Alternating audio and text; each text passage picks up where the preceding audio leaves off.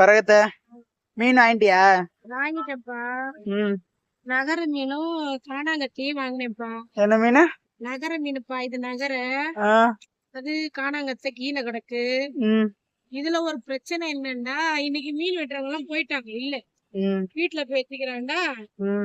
இது வாங்கும் போதே ஒரு பிரச்சனை. அவங்க ஸ்ரீலங்காக்காரங்க போல.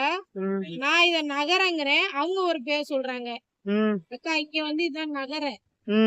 இதுலயே சங்கரா இருக்கு, வேற மாதிரி இருக்கு, பட்டையா இருக்கும். அதுலயே 2 3 இருக்கு சங்கராவிலே, ரோமியோ சங்கரா, சாதா சங்கரா இருக்கு அப்படிங்கிறேன். அக்கா எங்களை விடவா நீங்க மீன் சாப்பிடுறீங்க இந்தியாவுல கேட்டாங்க.